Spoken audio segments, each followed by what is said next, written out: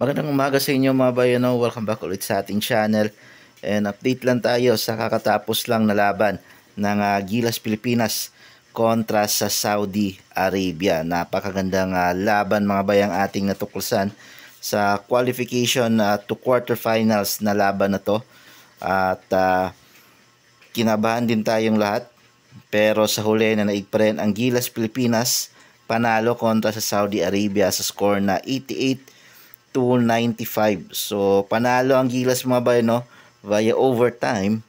And akala nga natin matatalo na sila sa regular bago mag-OT. At lamang pa nga yung Saudi Arabia sa bago mag-end of regulation.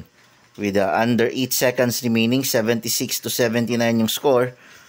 Pero at buti na lang nandyan si Justin Brownlee para isalba yung kartada at makapasok yung Gilas Pilipinas mga bayano sa quarterfinal. So buti na lang napasok ni Justin Brownlee yung 3-point shot niya under 8 seconds para ipunta yung laban sa overtime. Maraming ang mga Pinoy fans ang kinabahan at akalay talo na ang Gilas Pilipinas kontra sa Saudi Arabia. Pero nakabawi yung Gilas mga bayan, no? Kasi after ng overtime parang nanghina or nawala ng gana yung Saudi Arabia, no? Matapos matabla ni Brownlee.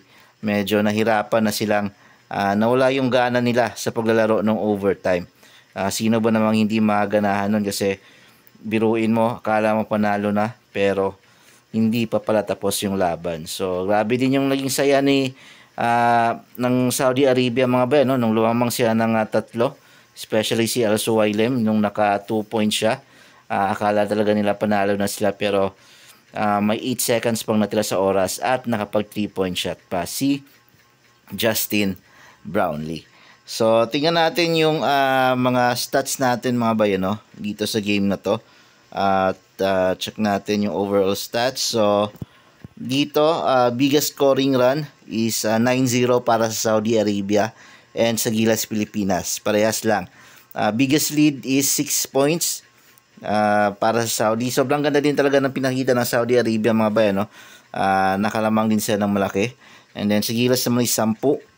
Yan, 7 lead changes yan mga bayan, no? Yan.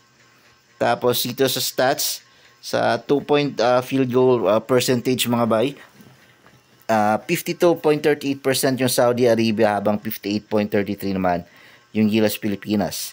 Samantalang sa 3-point field goal percentage naman, 36.11% yung Saudi and 34.62% yung Gilas Pilipinas. So yung 3-point shot attempts ng Saudi dito, I think lumagpas sila ng mahigit sa 30. And mas marami pa in fact yung pinasok na 3-point shots ng Saudi Arabia kaysa sa Gilas. Actually buong quarter bago yung buong second half bago yung game tying 3-point shot ni Brownlee, 5 3-point shots lang yung nagawa natin out of 21. Okay, so yung limang 5 3-point shots na yun nung first half pa yun. So buong first half aside dun sa last game tying 3 points ni Justin Brownlee, hindi talaga nagpapapasok yung mga 3-point shots natin. Yan. And then pati noon sa free throws mga bay, lamang tayo dito sa free throws. Okay, so overall kung titingnan mo yung tawagan ng referee dito, hindi naman sila naging bias. Actually walang bias na or lutuan or cooking show na nangyari sa tawagan. Taliwas yan sa ini-expect natin na mangyari sa game na to. Pero naging patas yung mga referee dito mga bay, no? Iba't ibang lahi yung naging referee nila dito. So walang naging ref advantage yung Saudi Arabia sa game na to. Pero sabihin natin may mga maninipis na tawag against Gilas, pero I think it's part of the game pa yun and pwede nang palagpasin. Nevertheless, naging patas as much as possible yung referee dito sa game na to. Rebounds naman 37-47. Nakabawi tayo sa rebound, lumamang pa tayo kahit na hindi ganun kaganda yung naging performance si Junmar Fajardo, naging naghalimaw yung center ng Saudi Arabia ni si Saluwailem. Okay, and then offensive rebounds 14, 16 naman sa Gilas. Assist 23 out of 13. Yan. Laki na diferensya ng assist dito mga bay, Tapos sa steal, lumamang ng dalawa yung Saudi Arabia. Blocks, lamang tayo ng dalawa. Turnovers, ang dami nating turnovers dito. Okay. Yan. Tapos punta tayo dito sa player stats mga bay, no? Yan. So tingnan natin yung leading scorer.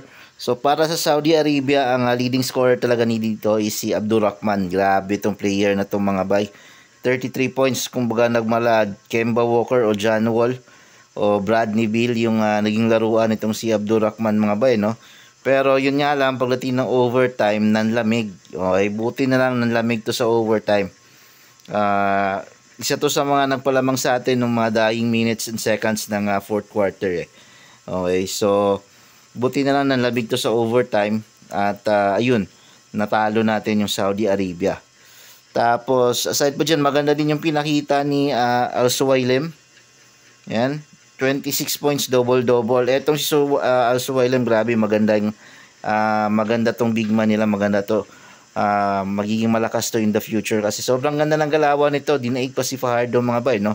Yung tipong, yung gusto natin makitang galawan kay Fajardo, nakita natin dito kay Al-Suwailem. Sobrang ganda ng footwork nito, soft touch, and may depensa din.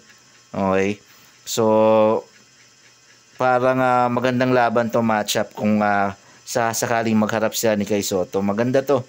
May future yung Saudi Arabia dito sa sentro nilang si Al-Suwailem. So pwede silang mag-build dito sa sentro nila and then dun kay Abdurrahman. Tapos punta naman natin yung sa Gilas mga bay. So ang leading scorer natin and best player of the game, walang iba kundi si Justin Brownlee mga bay. Yan. So meron 29 points si Justin Brownlee mga bay. Second best player natin dito si Kevin Kiambao with 17 points. Si Dwight Ramos may 13 points. In-expect natin na uminit siya sa second half, especially sa third quarter. Nagkaroon naman siya ng 4 points doon sa third quarter. Uminit siya kahit papano, kaunti. Okay. Pero kung makikita ninyo yung 3-point shooting niya dito, 1 out of 6 lang. Okay, sobrang baba. Isa talaga dito sa napanalo sa atin sa overtime, si Kevin Kiambao. Kumbaga, si Brownlee yung nagdala sa atin sa overtime. Siya yung sumalba sa atin. And then, tinapos ni Kevin Kiambao. Okay, with 17 points, 3 out of 8. Okay, from 3-point territory. Yan. Tapos, nag-contribute din si Carl Tamayo with 5 points. And then, eto si AJ Edu din. Although, maraming mga tutukang tira ang hindi na ipapasok ni AJ Edu. Hindi natin alam kung kabado ba siya. Pero yung tipong i-lay up mo na lang ng walang bantay, hindi pumapasok. Or malas lang talaga si AJ Edu pagdating sa tutukan na tira. Kasi, 17 points si AJ Edu mga bay, no? Pero nag-contribute siya sa 3-point territory. Nagpapasok yung dalawang 3-point shots niya. 2 out of 5 siya sa 3-point territory. So, buti na lang nabawi ng kanyang 3-point shooting yung mga mintis niya na mga tutukan na tira. So, ayun mga ba, yung total overall stats natin. So, 9 of 26 tayo ngayon sa 3-point territory. Napakababa. And 28 for 48 naman para sa 2-point attempts natin. So, sana mag-improve po to, especially talaga sa 3-point category kasi sobrang lakas na mga kalaban natin sa quarterfinals, which is yung Australia. So, yun lang mga bay. Sana maimbing yung tulog ninyo ngayon dahil sa panalo ng Gilas Pilipinas. Maraming salamat sa panonood.